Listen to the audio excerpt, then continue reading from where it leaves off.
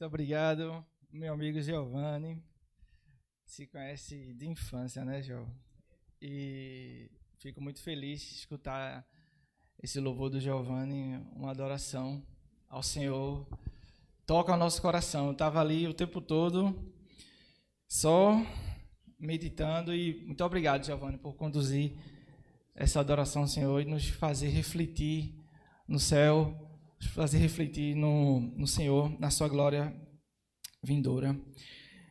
Meus irmãos, eu queria parabenizar a equipe jovem dessa igreja, agradecer ao Felipe pelo convite e parabenizar a igreja por permitir essa série, né? Vocês estão desenvolvendo aqui uma série. Quando o silêncio mata, não é isso, Felipe? O tema da série. Obrigado, meu irmão. Tema importantíssimo. Quando o silêncio mata. E o tema que vocês escolheram para hoje é o racismo. E a gente pode pensar que o racismo é um tema muito falado no Brasil, é um tema bem abordado no nosso país. Enquanto que não é. Não é bem abordado no nosso país, não é muito trabalhado no nosso país. No mundo, na verdade, não é trabalhado como deveria. Falar sobre racismo, meus irmãos, não é fácil. Não é fácil. Principalmente no nosso país. Nós temos alguns pontos que nos prendem, algumas amarras que não nos permitem falar sobre o racismo como ele deveria ser falado. O que se fala sobre o racismo é muito superficial. É de uma forma muito abrangente, diversos pontos, e a gente muitas vezes não entende bem do que se está falando. É um tema que ele incomoda. É um tema que ele é desconcertante. Ele é desconcertante para o negro e ele é desconcertante para o branco. Ele é desconcertante para todas as pessoas. O negro, ele muitas vezes ele não quer, quando ele não é letrado racialmente, e depois eu vou comentar um pouco sobre esse letramento racial, ele não quer se sentir constrangido de estar se falando sobre esse tema, e ele não quer dizer que sofreu uma certa humilhação. E essa humilhação está com base no racismo que tem origens coloniais. Então, não quer se falar. Quando não se tem o letramento racial. E o branco, ele não quer dizer que teve uma atitude covarde, uma atitude que não está baseada na palavra de Deus, uma atitude que é, sobretudo, vergonhosa. Então, não se fala. Então, quando vai se falar sobre esse assunto, fala-se muito superficialmente, porque falta letramento racial no nosso país. Falta com que as pessoas elas entendam mais profundamente a história do nosso país, o que é que ocorreu e, sobretudo, o que é que ocorre hoje como resultado de um processo histórico. Nós somos fruto de um processo histórico. E a gente precisa entender todo esse processo. O agente racista, ele não quer assumir de forma alguma essa atitude racista. Veja, isso é tão simples de a gente entender. Foi feita uma pesquisa com mais de 100 pessoas, e nessa pesquisa perguntaram o seguinte: você acha que o Brasil é um país racista? A maioria das pessoas responderam sim. O Brasil, sim, é um país racista. Para mais de 100 pessoas, essas pesquisas de Ibope, né, normalmente são 2.000 pessoas. Então, as pessoas responderam sim, a maioria. Sim, o Brasil é um país racista. E a segunda pergunta era: você é racista? Para nossa surpresa, a maioria respondeu que não. Se o Brasil é um país racista, a maioria respondeu que sim, e a maioria também responde que não é racista, onde estão os racistas? Onde estão? A importância do letramento racial, ela vai nos ajudar a entender que o racismo, por ser estrutural, ele está presente em nós. E nós precisamos nos desconstruir e buscarmos ser um racista em desconstrução. Mas para isso é preciso entendimento. Mas para isso é preciso conhecimento. E a gente parte para a história. Então, esses são alguns pontos difíceis de se tratar sobre racismo no Brasil. Porque a branquitude, ela vai dizer que, não, eu sei que racismo é errado e eu não sou racista. Mas não entende que suas atitudes estão sendo racistas, às vezes até mesmo sem perceber. E falar sobre racismo aqui no púlpito ainda é mais difícil. Eu me coloco aqui numa situação de extrema responsabilidade. Estou nervoso aqui. Estou numa responsabilidade muito grande, porque falar sobre racismo aqui no púlpito, além de ter todo esse processo que eu falei para vocês, que faz parte da história do nosso país, não se fala de racismo.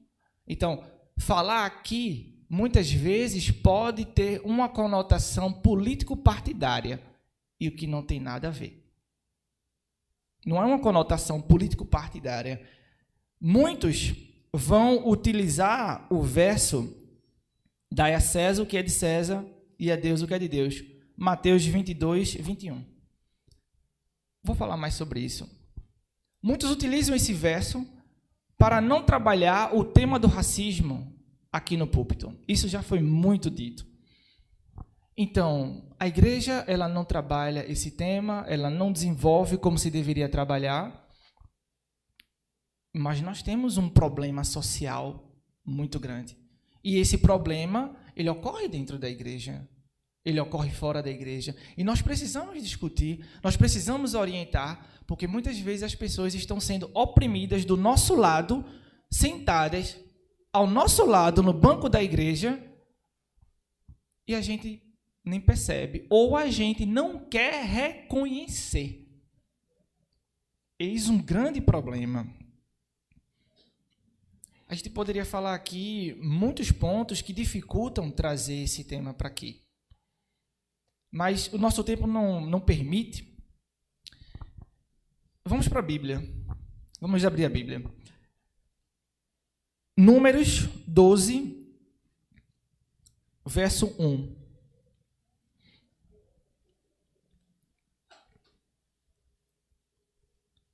Aqui nós temos a história do castigo de Miriam. E Miriam, ela passa aqui por uma situação que muitos teólogos vão dizer que foi uma situação onde Miriam, ela expôs um racismo. E por conta disso, ela vai receber uma penalidade. Vamos ler. Números, capítulo 12, verso 1. Olha o que é que diz. Ó. Na minha Bíblia fala o seguinte. Moisés havia casado com uma mulher da Etiópia. E Miriam e Arão começaram a criticá-lo por causa disso. A Etiópia, ela fica mais ao sul do Egito. Moisés, tendo nascido ali na África, no Egito, naquela porção mais ao norte, provavelmente sua família deveria ter uma tonalidade de pele um pouco mais clara que a de Miriam. E Miriam, Zípora, e a sua esposa. E a sua esposa, por ser da Etiópia, né, por estar mais ao sul, era aquela negra mais retinta, mais escura. E Moisés, podemos dizer, por estar mais ao norte, era aquele negro mais claro. E sua família também. E a sua irmã, ela olha para sua esposa, a esposa de Moisés, olha com desprezo e recrimina Moisés por estar com ela. Alguns teólogos falam que essa recriminação foi por conta da cor da pele dela, por ela ser mais escura. E alguns vão trabalhar esse tema como sendo um tema do racismo. Vai dizer, olha, a irmã de Moisés, Miriam, ela foi racista nesse momento. Eu poderia dizer, pela ciência, que não foi, na verdade, racismo, foi discriminação, foi um preconceito. Porque o racismo, na verdade, ele vai se estruturar quando nós temos um processo sistêmico onde temos, por séculos, um processo de escravidão, temos um processo político onde aquelas pessoas ali não têm possibilidade de crescer e de ascender socialmente. Então, isso seria basicamente a ideia de racismo, se a gente for falar isso cientificamente. Então, ela não, na verdade, agiu com racismo, se a gente for pensar conceitualmente, mas sim ela agiu com discriminação por conta da cor da pele da esposa de Moisés. O que é que acontece com ela?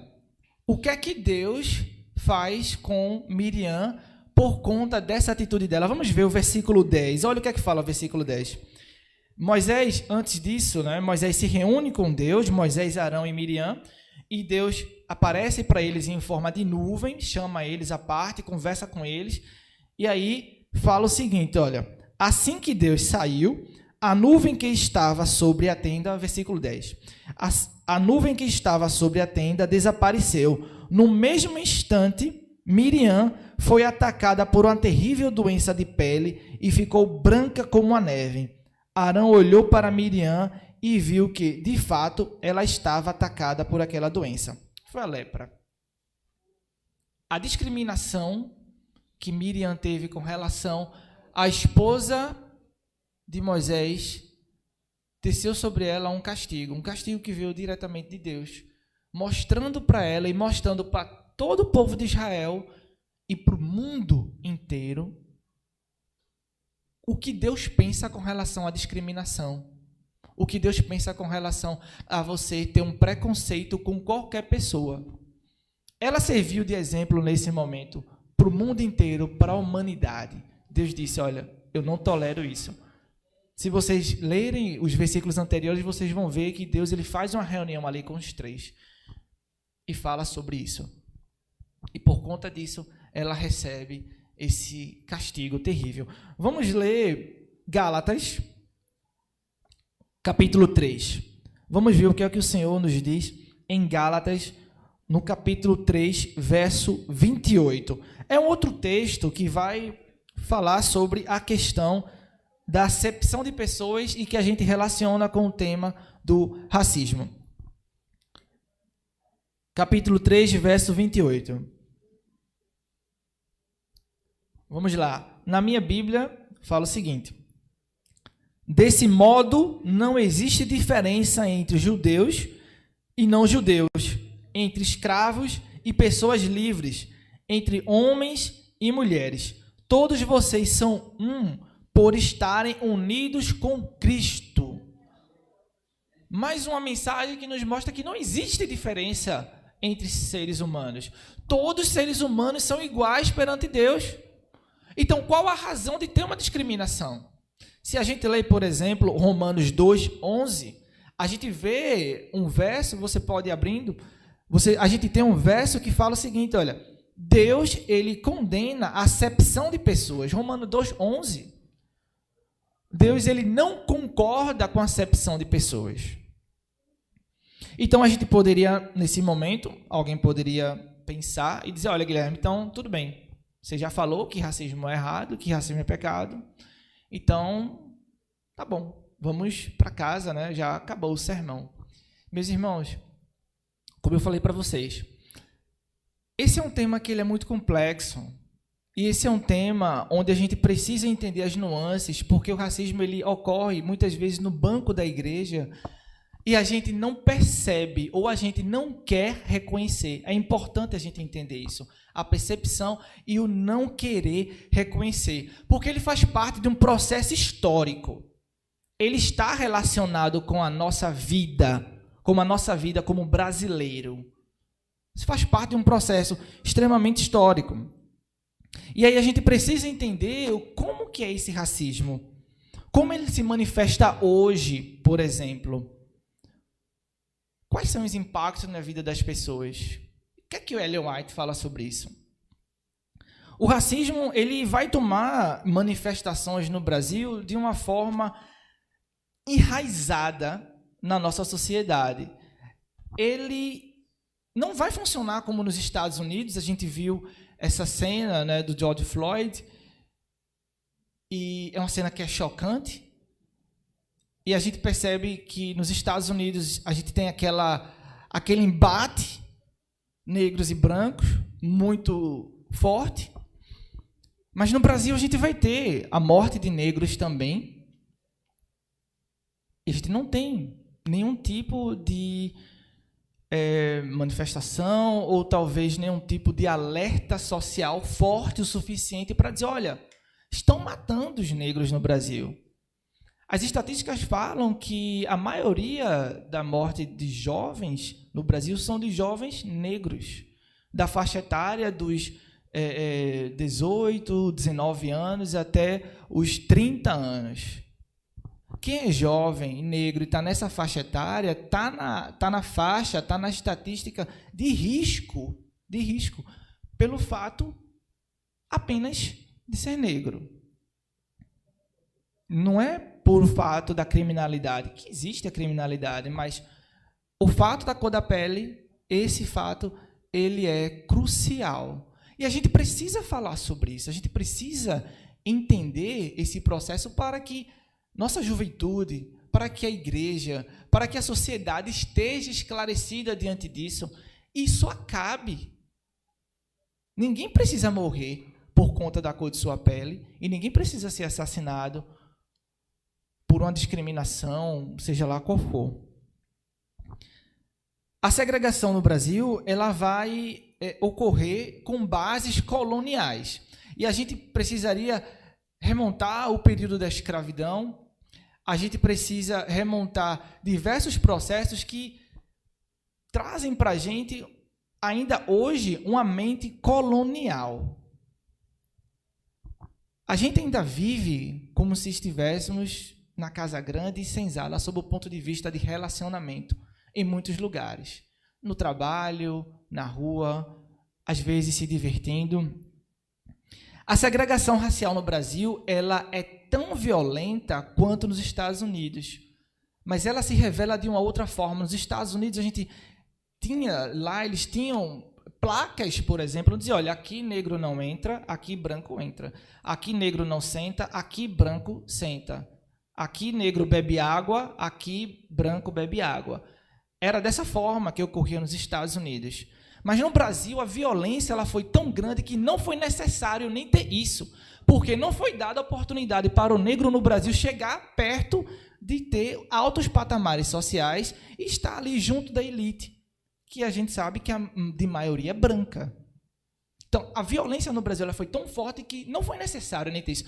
O racismo no Brasil, a segregação no Brasil, ela foi tão bem construída que, coloquem com aspas, o negro ele sabe já o lugar dele, com aspas, porque, na verdade, o lugar do negro ele está onde ele quer estar.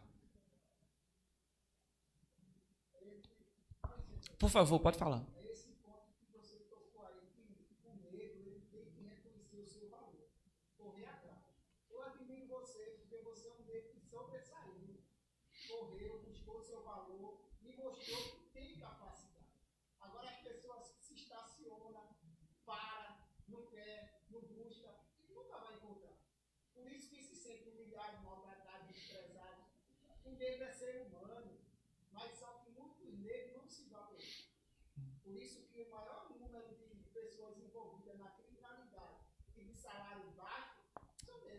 E eu vou entrar exatamente nesse ponto que o senhor puxou aí. Ele é muito interessante. No Brasil, a gente, como eu falei, a segregação ela foi tão bem construída que não foi possível o negro ele alcançar altos patamares, então não foi necessário ter essas placas.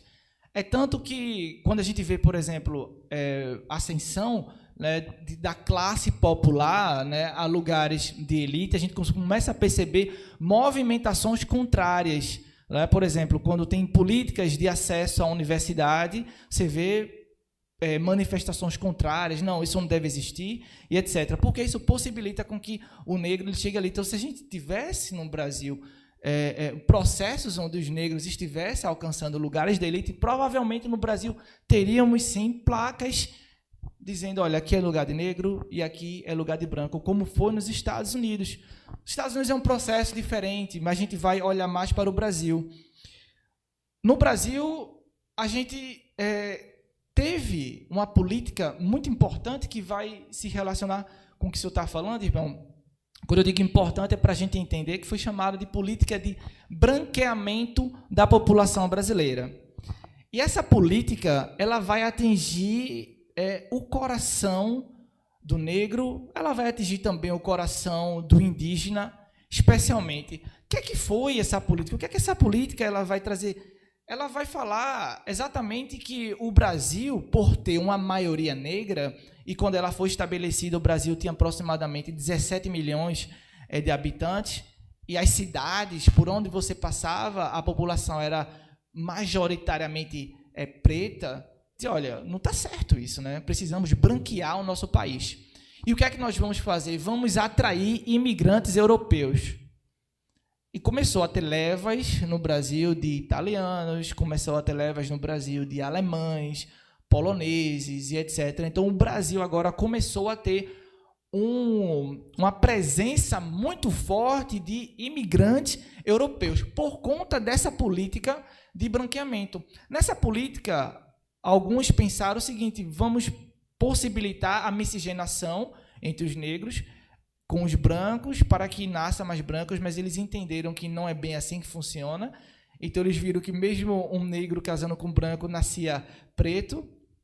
E aí, então, vamos deixar os negros morrerem. Não investindo nos lugares onde os negros moravam. Os negros recém-saídos da escravidão não tinham moradias adequadas. Então, iam morar nas cidades, em lugares, hoje nós chamamos de favelas, comunidades. Passaram a não investir nesses lugares propositalmente para que os negros morressem na insalubridade, ou seja, morressem por doenças, né? Questões de ratos, questão de sujeira e etc., falta de saneamento. Então, isso daí proporcionaria doença e as pessoas iriam naquele lugar morrer naturalmente. E a população negra ela iria reduzir. É tanto que, nesse período, a morte dos negros no Brasil era 2 a 3 vezes maior que a morte dos brancos, devido justamente a esse tipo de política. Essa política ela possibilitou também a extinção da cultura negra. Na verdade, ela não foi extinta, mas ela tinha o objetivo de extinguir a cultura negra no Brasil. A capoeira foi proibida, valores, tradições, elementos da cultura africana que os negros tinham naquele momento foram todos proibidos. Então, vai surgir, como exemplo, nesse contexto do branqueamento, ideias de eugenia. Eugenia, ela vai trazer...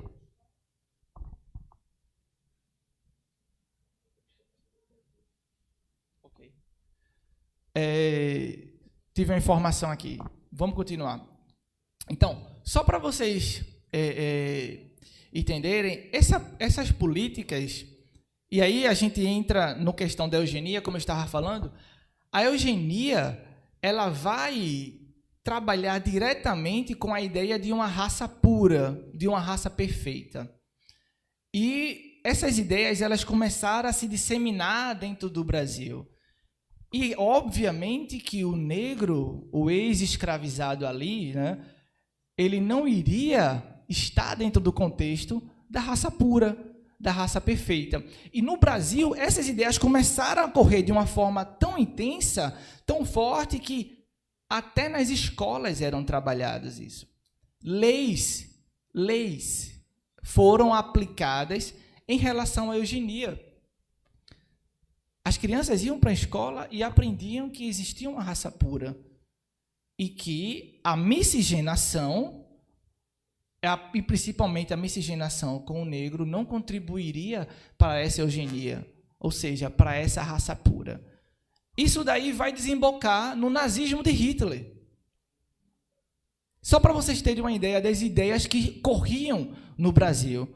Só depois do nazismo de Hitler que as pessoas no Brasil que faziam parte da nossa elite política, só para vocês terem uma ideia, Monteiro Lobato, ele fazia parte desse grupo de pessoas que tinham esse pensamento da eugenia. Então, veja, coisas que nós lemos, coisas que nossas crianças leem, estão ali revestidas de racismo. Está ali, olha, velado e muitas vezes até mesmo mascarado ou até mesmo aberto. Declarado. Programas de televisão eram baseados, posteriormente, programas de rádio, literatura, tudo nesse contexto da eugenia. A eugenia ela tinha a ideia de pegar os estereótipos do negro e dizer que aquilo ali não era bom, que aquilo era feio. Então, esse tipo de pensamento ele vai atuar diretamente na autoestima do negro, e ele vai chegar até os dias de hoje, e aí fica a ideia de que o cabelo do negro é cabelo ruim, o lábio do negro é muito grosso, é feio, o nariz do negro, a gente fala, né, nariz de porrote, por ser um nariz largo, e de vez em quando, né, as pessoas ficam fazendo piada com o estereótipo do negro. Isso está baseado nessa política satânica, com relação à figura, à imagem do negro. Isso atua diretamente na autoestima do negro. Mas a falta de letramento racial não possibilitou com que o negro olhasse para isso e entendesse que esse processo era um processo para destruir a imagem do negro. Era um processo que não possibilitava com que o negro ele crescesse socialmente também, porque as leis que existiam eram leis para não possibilitar a ascensão social da população pobre, que era de maioria negra, ainda é no nosso país. Então, quando isso atinge a autoestima do negro, muitos negros eles vão olhar para si e não vão se reconhecer como negro. Eles não vão aceitar que são negros porque são alvo de chacota, são alvo de piada. E aí vem também a ideia das pessoas acharem que não são capazes. Porque era ensinado que o negro ele não era intelectualmente inteligente. E que o estereótipo preto era o estereótipo do criminoso. Então, aquela pessoa, talvez com cabelo rastafari, andando na rua à noite, corra, porque é ladrão. Essa é a imagem. E a pessoa... Eu já passei por isso. Eu coloquei tranças o ano passado, tirei, mas antes de usar tranças, né, na minha adolescência, eu estava indo, na verdade, para um curso de inglês, estava voltando à noite para casa, uma pessoa me viu atrás dela, atravessou a rua assim, no meio dos carros. Na época eu não entendi, hoje eu entendo perfeitamente o que aconteceu. Gente, isso foi historicamente construído no nosso país. Esse foi um processo que atingiu diretamente a nossa autoestima. E não somente a nossa autoestima, mas para a população branca, uma outra imagem. Uma imagem de que esse povo é um povo que é criminoso, é um povo que não é inteligente, é um povo que não contribui para a perfeição da nossa sociedade brasileira. Veja, trouxemos imigrantes italianos, pessoas refinadas, pessoas brancas, loiras, do olho azul, para branquear a nossa população, e essas pessoas elas sujam a imagem do nosso país. Isso não é algo de um comentário de uma pessoa na esquina. Isso não é algo de um comentário de uma conversa de bar, de pessoas jogando dominó. Isso foi política, isso foi lei. As pessoas aprenderam isso na escola. Isso não faz muito tempo.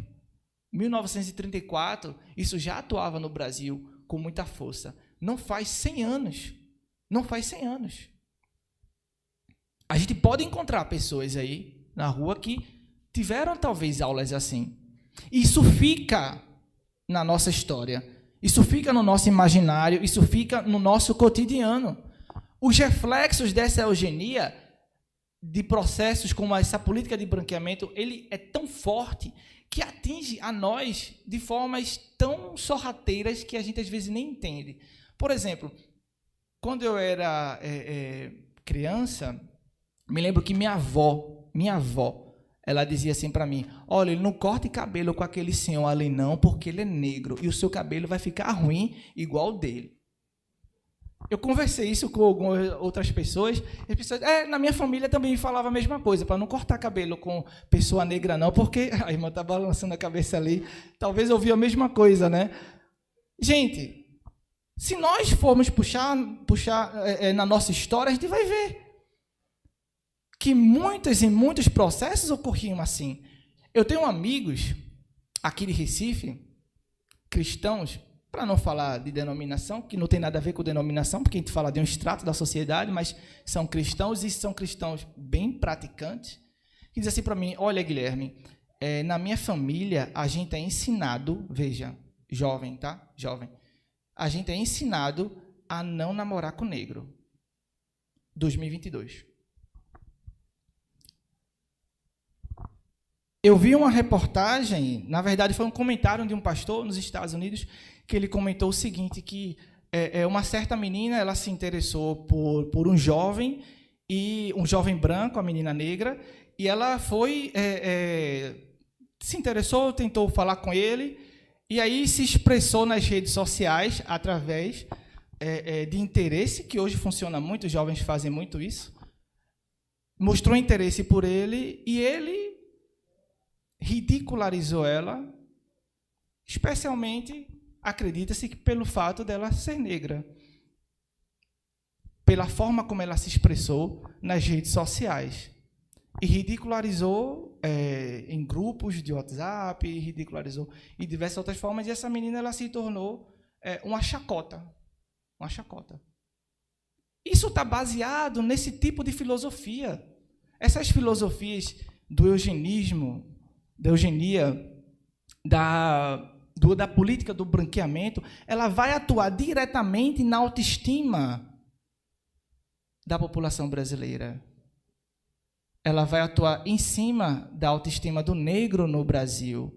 E a gente precisa de letramento racial para que a gente entenda que isso tem que ser desconstruído. A gente precisa entender que foi um processo satânico que foi estabelecido para extinguir seres humanos criados à imagem e semelhança de Deus. Satanás, ele queria fazer isso. Ele queria dizer para Deus o seguinte: olha, eu vou destruir aqui uma parte da tua imagem e semelhança. Meus irmãos, é muito importante a gente trazer esse tema, porque existe um silêncio, que é o tema da série, né? E vão ter outros silêncios, né, Felipe, que vão ser falados, né, nos próximos domingos. Existe um silêncio com relação a isso. E nós, como cristãos, não podemos estar silenciados. O nosso silêncio, ele também é histórico. Eu trouxe o livro, está aqui. Eu vou comentar depois com vocês um pouco sobre esse livro, que ele é muito interessante. Mas esse silêncio, ele é tão histórico que raramente a gente traz esse debate aqui para a igreja. E quando vai trazer esse debate, já fala logo: olha, é polêmica. Olha, é um tema difícil. A gente não deveria ter essa atitude. Porque existe uma pressão tão grande em cima desse tema. A branquitude, ela, por seus traços coloniais de senhorio, ou seja, por sua atitude de senhor de engenho, principalmente aqui no Nordeste, é tão forte que pressiona a gente a não falar sobre esses assuntos, porque não quer que seja revelado como o racismo é escancarado. Porque o racismo, ele mantém padrões e mantém privilégios.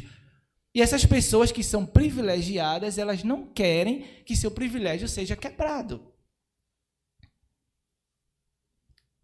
O racismo, ele toca na raiz. E como eu falei, ele também toca na ferida. E tocar na ferida dói.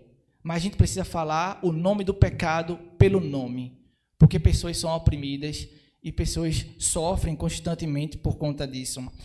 O pastor José Carlos Barbosa, ele vai falar o seguinte nesse livro aqui: negro não entra na igreja, espia da banda de fora.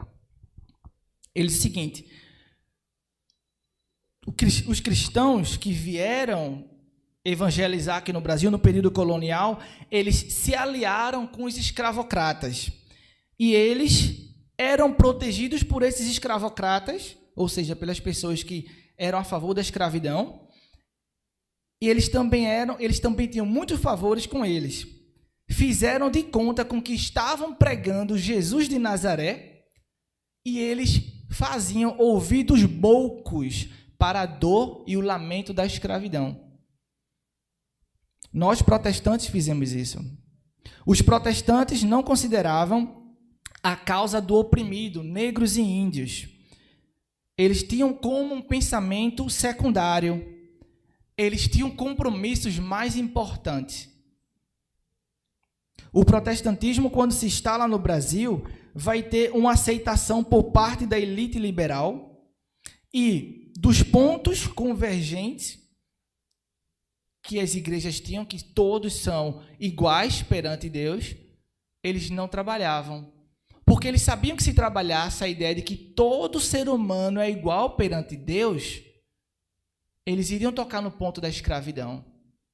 Então, nós, como protestantes, no período colonial, deixamos de falar sobre a escravidão. Deixamos de falar sobre as desigualdades sociais que existiam naquele momento. Se a gente voltar no tempo e a gente for, por exemplo, para os Estados Unidos, no final do século XVIII, início do século XIX, a gente percebe uma mudança radical no discurso protestante naquele país.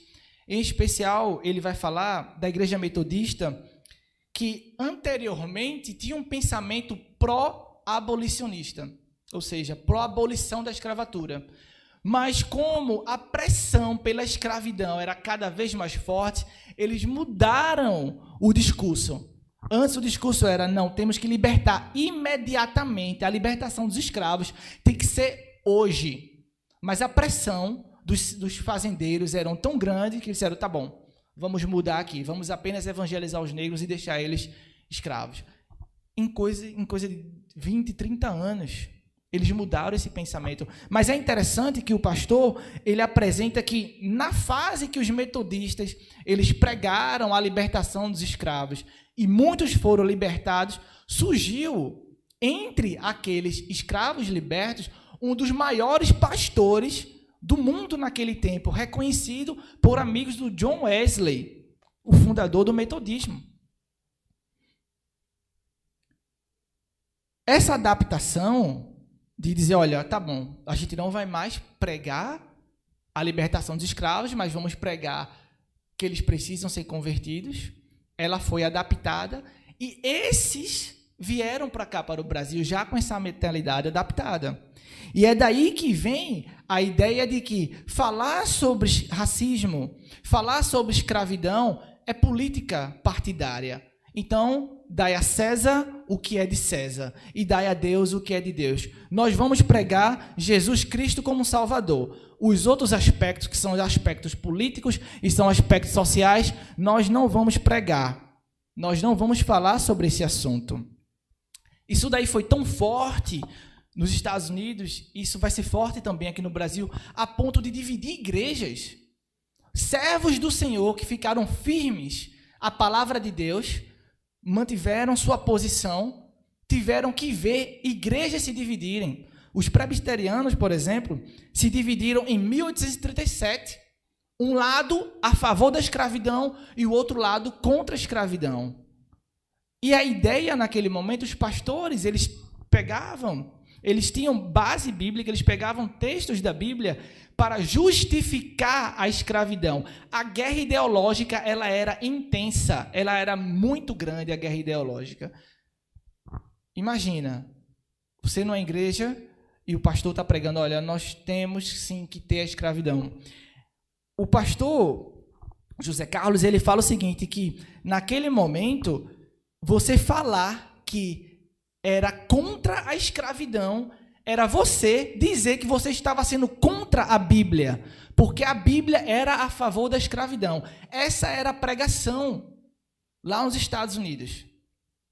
Isso vai reverberar no mundo inteiro, isso vai alcançar o mundo inteiro, esse pensamento. Então imagina, as pessoas agora na igreja e o pastor pregando, olha, se você é contra a escravidão, você é contra a palavra de Deus, e usando argumentos bíblicos. Mas louvado seja o Senhor, que Deus ele sempre teve um povo remanescente que disse não. E esses, infelizmente, tiveram que ver suas igrejas se dividirem por conta disso. Os batistas, eles vão se dividir posteriormente. Ele fala aqui que os batistas se dividiram anos depois. Os metodistas também se dividiram, todos com a alegação de que isso é um tema político, isso não é um tema para a igreja. Por que que existe esse esquecimento? Vamos abrir a nossa Bíblia em Jeremias 6,14. Veja o que o profeta Jeremias ele fala com relação a essa atitude. A essa atitude de esquecimento, a essa atitude de apagamento de problemas que estão relacionados ao nosso dia a dia. Olha o que ele diz, Jeremias 6,14. Eles tratam a ferida do meu povo como se não fosse grave. Paz, dizem. E o que costumam dizer? Quando, em verdade, não há paz alguma, nem hoje, nem amanhã. Eles tratam a ferida do meu povo como se ela não fosse grave. Meus irmãos, nós precisamos ser como Neemias. Abram suas Bíblias em Neemias capítulo 5. Olha o que é que fala a partir do versículo 1 em Neemias. Algum tempo depois, muitas pessoas, tanto homens como mulheres, começaram a reclamar contra seus patrícios judeus. Alguns diziam: as nossas famílias são grandes e precisamos de trigo para alimentarmos e continuarmos vivos. Outros diziam: para não morrermos de fome, tivemos que penhorar nossos campos, nossas plantações de uvas, nossas casas, a fim de comprar trigo. E outros ainda diziam: tivemos que pedir dinheiro emprestado para pagar ao rei os impostos sobre todos os campos e plantações de uvas. Meus irmãos, estava ocorrendo aqui um cenário de opressão dentro do povo de Israel. Um cenário onde as pessoas elas não conseguiam viver bem. Qual é a atitude imediata de Neemias nesse momento? Vamos ver aqui o versículo 6 e 7. Olha o que ele diz. Quando eu, Neemias, ouvi essas queixas, fiquei zangado e resolvi fazer alguma coisa. Repreendi as autoridades do povo e os oficiais e disse: vocês estão explorando os meus irmãos. Muitos cristãos têm esquecido de que é preciso falar da exploração, que é preciso falar do racismo, que é preciso falar da dor do nosso irmão. Isso não é um tema político partidário, é um tema político? Mas é um tema que é da salvação, que é da melhoria da vida de pessoas. O versículo 9 fala o seguinte, olha, Neemias diz: então eu disse, o que vocês estão fazendo é errado. Vocês deviam temer a Deus e fazer o que é direito. Eis um servo do Senhor, um servo que deveria e deve se levantar nos tempos de hoje. A Igreja Adventista ela é chamada para levar essa mensagem. A irmã Ellen White ela tem uma mensagem que ela é muito importante. No seu livro, Trabalhos do Sul, na página 54, ela fala o seguinte, olha a advertência de Ellen White. A nação americana deve uma dívida de amor para com a raça de cor. E Deus ordenou uma restituição pelo mal que lhes fizeram no passado. Aqueles que tomaram nenhuma parte ativa na imposição da escravidão sobre as pessoas de cor não são aliviadas da responsabilidade de envidar esforços especiais para remover, na medida do possível, o resultado da sua escravidão. Ellen White. E Ellen White ela continua falando o seguinte, na mesma página. Devemos lembrar que muitas entre as pessoas de cor que foram confiadas habilidades dadas por Deus, que tinham capacidades intelectuais muito superiores aos dos seus senhores, aqueles que reivindicavam sua propriedade, foram forçados a suportar toda indignidade e suas almas gemeram sob as mais cruéis e injustas opressão. Ellen White ela era completamente contra a escravidão e ela escreveu contra a escravidão. Inclusive, ela diz aqui que as pessoas deveriam restituir os ex-escravizados por a sua perda, como Zaqueu devolveu aquelas pessoas que ele roubou. A mesma coisa deveria ocorrer aqui no Brasil. nós deveríamos, como povo de Deus, pregar essa mensagem também. Também. Temos diversas mensagens para pregar, e essa é uma mensagem para ser pregada também. Não é uma mensagem político-partidária, mas é uma mensagem que Ellen White diz: Deus ordenou. Meus irmãos, a gente vive de fato um mundo de muita dor. São os negros, são os indígenas. A gente tem grupos sociais que vão ser falados aqui, diversos, que passam por problemas. Nós precisamos falar. Quando o silêncio mata. Parabéns pela série. Parabéns.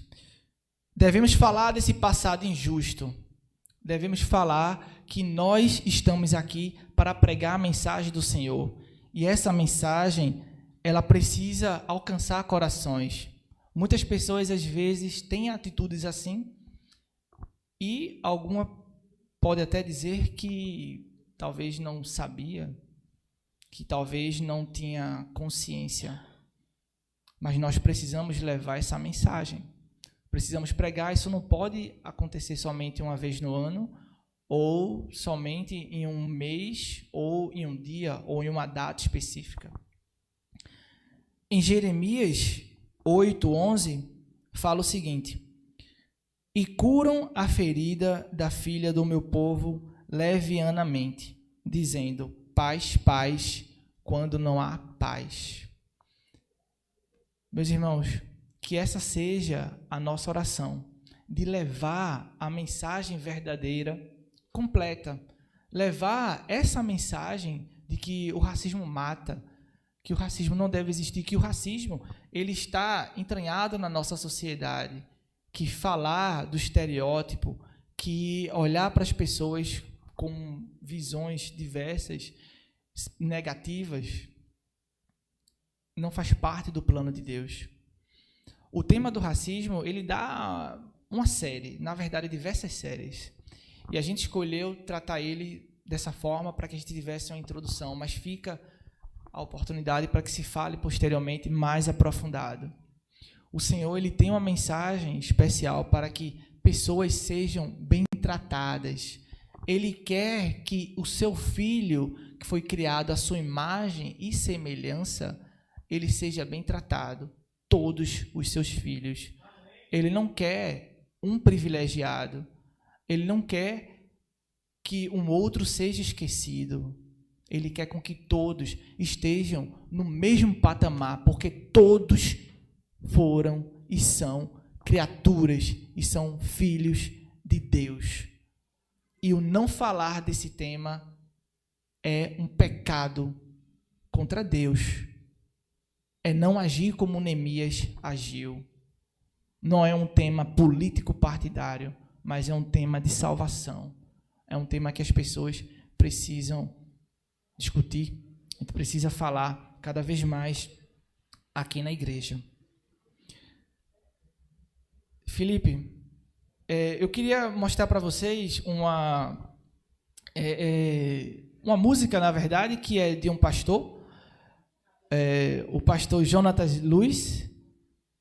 É possível, Felipe, passar um pedaço? É uma manifestação que o pastor ele tem, na verdade, é uma expressão artística, né? A música dele é uma música muito linda, onde ele fala, né, das dores do ser negro. É uma música muito linda. O Felipe ele vai colocar e vocês podem acompanhar a música do pastor Jonatas Luiz e entender um pouco dessa imagem. Eu acho que se apagar a luz vai ficar um pouco melhor.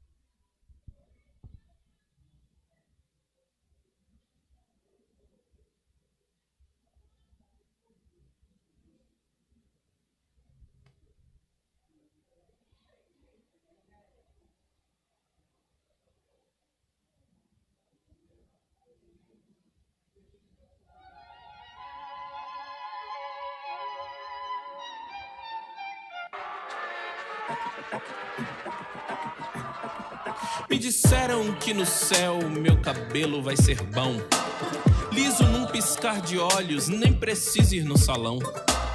Só vai ganhar coroa se esse crespo for domado. Nesse céu que nos pintaram, todos brancos de olhos claros. Lá na igreja tem uma preta até bonita, canta bem, mas será que Deus aprova aquelas tranças que ela tem? E crescemos com um espelho que nos olhava com insatisfação. Por fora eu sou preto, mas será branco o meu coração. Então pare, pense um pouco no que te disseram. O racismo não afundou com os navios negreiros. Quebraram os grilhões, mas as algemas permaneceram. Nos prendem com vil metal, mas assinam o nome de um carpinteiro. Me disseram que tudo que é da África eu devo evitar, pois os demônios usam afro pra nos controlar. O batuque, o melisma, a dança, o dendê e a pele é tudo do mal. Veja só, a cultura europeia é a celestial. Me ensinaram várias vezes sobre a marca de Caim e como a maldição de Cã perdura até mim. E por isso o negro já nasce amaldiçoado. Será culpado o preto ter nascido da cor do pecado? Então pare, pense um pouco no que te disseram. O racismo não afundou com os navios negreiros. Quebraram os grilhões, mas as algemas permaneceram. Nos prendem com vil metal e assassinam o nome de um carpinteiro. Me disseram que se eu falo desse assunto eu tô sem fé, que virei esquina esquerda onde o diabo anda até. Chamaram minha história de discurso ideológico. Eu nem saí de casa e me fizeram filho pródigo. Meu irmão, é claro, me perfura com palavras. Não se toca que sua língua e seus olhos são chibata. Dizem que atrapalhou a causa do carpinteiro, mas foi ele que comprou a minha causa primeiro. Enquanto eles me forjam pra enxada e pro fuzil de madeira nobre escuro, o carpinteiro me esculpiu. E agora que enxergo a coroa na minha cabeça, tenho que servir de espelho pra que meu povo se reconheça. Então pare, pense um pouco no que te disseram. O racismo não afundou com os navios negreiros. Quebraram os grilhões, mas as algemas permaneceram. Quem tem cruz na casa grande não entra na casa de um carpinteiro.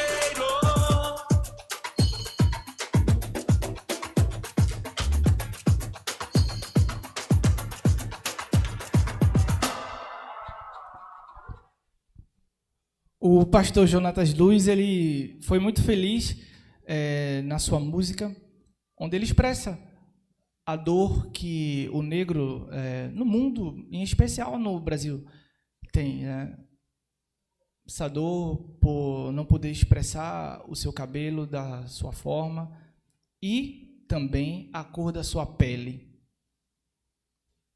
É um tema que é extenso, meus irmãos, e a gente fica para um outro momento para conversar mais. Que o Senhor ele possa ser louvado através da transformação e da renovação da nossa mente, como o apóstolo Paulo falou. Que nós pensemos cada vez mais em adorar o nosso Deus e aceitar os nossos irmãos e falar dessa mensagem, que é uma mensagem importante. Vamos fazer uma oração?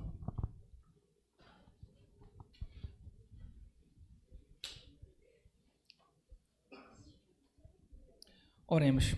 Maravilhoso Deus e eterno Pai, que o Teu nome seja honrado, louvado e glorificado, Senhor, todos os dias através das nossas ações, através da nossa canção. Que o Senhor, ó Deus, habite em nossas vidas e que o Senhor renove as nossas mentes. Que o Senhor nos ajude a perdoar toda a atitude racista que ocorreu conosco e que o Senhor também nos ajude a não sermos racistas. Que esse comportamento seja eliminado do nosso meio e que o Senhor nos ajude e nos ensine a pregar essa mensagem, que é uma mensagem necessária, Senhor. Muita gente sofre com isso. Pai, te clamamos para que habites, ó Deus, e nos dê sabedoria. Habites em tua casa, essa casa de oração e em cada coração aqui, Senhor. Pai, te pedimos em nome de Jesus que leve a cada família aqui representada para seus lares e nos dê uma semana em tua paz, em tua presença, em tua sabedoria, com reflexões. E eu te peço uma bênção especial, ó Deus, sobre essa série que se iniciou hoje e que todos os outros pregadores sejam inspirados por ti, ó Deus, e que tua mensagem seja transmitida para essa igreja, Pai. Senhor, já te agradecemos a tua misericórdia, já te agradecemos, ó Deus, as tuas bênçãos que são descidas sobre nós. Em nome de Jesus, amém.